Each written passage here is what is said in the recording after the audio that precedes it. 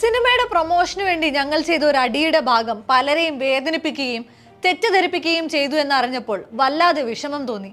പെട്ടെന്നുണ്ടാക്കിയ ഒരു കോണ്ടന്റ് ആയിരുന്നു അത്. പലരെയും വേദനിപ്പിച്ചു എന്നത് ഞങ്ങളെയും ഏറെ വിഷമിപ്പിച്ചു.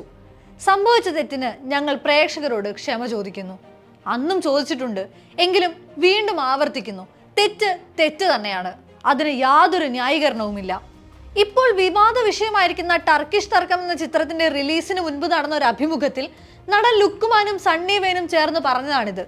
ഒരുപക്ഷെ പ്രേക്ഷകർ മറന്നിരിക്കാനിടയുള്ള അത്രയും പഴക്കം ചെന്നൊരു വീഡിയോയെ കുറിച്ചാണ് ഇവർ ഈ പറഞ്ഞത്.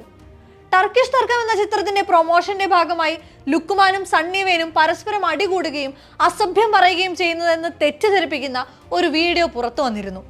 യാഥാർത്ഥ്യമല്ലെന്ന് തോന്നിപ്പിക്കാത്ത വിധം സമർത്ഥമായി ക്രിയേറ്റ് ചെയ്ത ഒരു തല്ല് വീഡിയോ. എന്നാൽ സിനിമയുടെ പ്രൊമോഷന് വേണ്ടിയാണ് ഇത്തരം ഒരു വീഡിയോ പ്രചരിപ്പിച്ചതെന്ന് അത് വൈറലായ ശേഷം ഏറ്റുപറഞ്ഞ അണിയറ പ്രവർത്തകർ തന്നെ പിന്നീട് വീഡിയോ പിൻവലിച്ചു. ഒരു വർഷത്തിലേറെ പഴക്കം ഈ കഥയ്ക്കുണ്ടെങ്കിലും പിന്നീടുണ്ടായ എല്ലാ അഭിമുഖങ്ങളിലും പത്രസമ്മേളനങ്ങളിലും സണ്ണി വെയിനും ലുക്കുമാനും ഇതേപറ്റിയുള്ള ചോദ്യങ്ങൾക്ക് ഉത്തരം പറയേണ്ടി വന്നു. സിനിമയ്ക്കെതിരെയും താരങ്ങൾക്കെതിരെയും പ്രേക്ഷക രോഷം ഉയർന്നു. എല്ലാം ഒന്ന് കെട്ടടങ്ങി വർഷങ്ങൾക്ക് ശേഷമാണ് ചിത്രം തിയേറ്ററിലെത്തിയത്. അതിപ്പോ ഇങ്ങനെയുമായി. മതനിന്ന ആരോപണത്തെ തുടർന്ന് ടർക്കിഷ് തർക്കം പിൻവലിക്കുന്നുവെന്ന് സംവിധായകനും നിർമ്മാതാവും അടങ്ങുന്ന സംഘം വാർത്താക്കുറിപ്പ് ഇറക്കുകയും വാർത്താ സമ്മേളനം വിളിച്ച് പറയുകയും ചെയ്തതോടെയാണ് ഇപ്പോഴത്തെ വിവാദങ്ങളുടെ തുടക്കം. അതുവരെ അങ്ങനെ ഒരു ആരോപണവും വിവാദവും സോഷ്യൽ മീഡിയയിൽ എങ്ങും പ്രത്യക്ഷപ്പെട്ടിരുന്നുമില്ല. ഇസ്ലാമോഫോബിയ കുത്തിനിറച്ച് സിനിമയെ പ്രൊമോട്ട് ചെയ്യാനുള്ള ശ്രമമാണിതെന്ന സംശയവുമായി KPCC vice president VT Balram രംഗത്ത് വന്നതോടെയാണ് വിഷയം കത്തിപ്പടർന്നത്. പിന്നാലെ തങ്ങൾക്കറിയുന്ന മറ്റ് ആർട്ടിസ്റ്റുകൾക്കോ അങ്ങനെ ഒരു ഭീഷണി ഉണ്ടായിട്ടില്ലെന്ന് വ്യക്തമാക്കി ലുക്കുമാൻ, സണ്ണി വെയിൻ, ആമിന നിജം എന്നീ താരങ്ങളും രംഗത്തെത്തി. സാമൂഹ്യ മാധ്യമങ്ങളും വേണ്ട വിധം അത് ഏറ്റെടുത്തു. പ്രൊമോഷൻ ടെക്നിക്കാണെന്നും അല്ലെന്നും ഒക്കെ അഭിപ്രായങ്ങൾ വന്നു. ഇതാദ്യമായല്ല സാമൂഹ്യ മാധ്യമങ്ങളിൽ ഇത്തരം ചർച്ചകൾ ഉയരുന്നത്.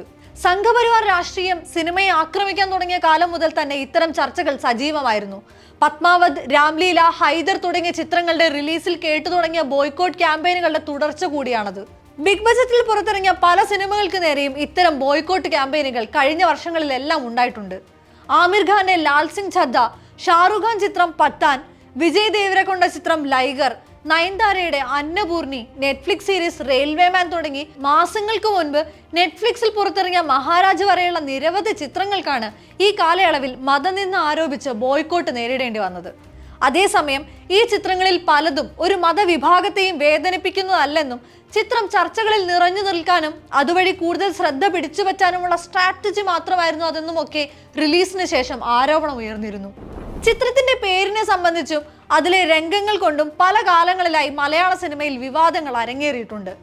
സാമുദായിക സംഘടനകളും മതമേലധ്യക്ഷന്മാരും പലപ്പോഴായി പല ചിത്രങ്ങൾക്കെതിരെയും രംഗത്ത് വന്നിട്ടുമുണ്ട്.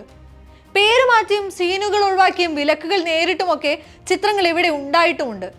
എന്നാൽ ഇല്ലാത്തൊരു വിവാദത്തിന്റെ മറപറ്റി ഒരു സമുദായത്തെ ചാരി ഇസ്ലാമോഫോബിയ സൃഷ്ടിക്കും വിധം ടർക്കിഷ് തർക്കം എന്ന സിനിമയെ പ്രൊമോട്ട് ചെയ്യാൻ അതിന്റെ അണിയറ പ്രവർത്തകർ തന്നെ രംഗത്ത് വരുന്നതിന് മലയാളത്തിൽ മുൻ മാതൃകകളില്ല എന്ന് ഉറപ്പാണ്.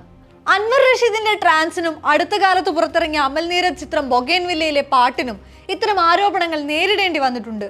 എങ്കിലും അതിനൊന്നും ചിത്രത്തെയോ ചിത്രത്തിന്റെ റിലീസിനെയോ ബാധിക്കാൻ മാത്രം തീവ്രതയുണ്ടായിട്ടില്ല. അവിടേക്കാണ് പെട്ടെന്നൊരു സുപ്രഭാതത്തിൽ ഒരു മലയാള ചിത്രം ഭീഷണിയെ തുടർന്ന് തിയേറ്ററിൽ നിന്നും പിൻവലിക്കുന്നു എന്ന വാർത്ത എത്തുന്നത്.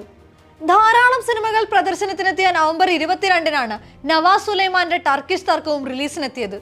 സൂക്ഷ്മദർശിനി, ഹലോ മമ്മി, പരാക്രമം, കാ തുടങ്ങി നിരവധി ചിത്രങ്ങൾ വന്നെങ്കിലും തിയേറ്ററിൽ ആളെ കയറ്റിയത് നസ്രിയ ബേസിൽ ചിത്രം സൂക്ഷ്മദർശിനിയും ഐശ്വര്യലക്ഷ്മി ഷറഫുദ്ദീൻ ചിത്രം ഹലോ മമ്മിയുമായിരുന്നു. ചുരുക്കം തിയേറ്ററുകളിലാണ് ടർക്കിഷ് തർക്കത്തിന് സ്ക്രീൻ കണ്ടെത്താനായത്. 5 ദിവസങ്ങൾക്ക് ശേഷം നവംബർ 27-ന് ചിത്രത്തിന്റെ അണിയറ പ്രവർത്തകർ വാർത്താക്കുറിപ്പ് ഇറക്കുന്നു. മതനിന്ദ നടത്തിയെന്ന ആരോപണം, സംവിധായകനും നിർമ്മാതാവിനും ഭീഷണി, ടർക്കിഷ് തർക്കം തിയേറ്ററുകളിൽ നിന്നും താൽക്കാലികമായി പിൻവലിച്ചു എന്ന വാർത്ത വള്ളി പുള്ളി തെറ്റാതെ ഓൺലൈനിലടക്കം നിരവധി മാധ്യമങ്ങളിൽ തലക്കെട്ടായി. സംവിധായകനും നിർമ്മാതാവും ചിത്രത്തിലെ നായികയും ചേർന്ന് വാർത്താ സമ്മേളനവും വിളിച്ചു. ഇതേ വാക്കുകൾ തെറ്റാതെ ആവർത്തിച്ചു.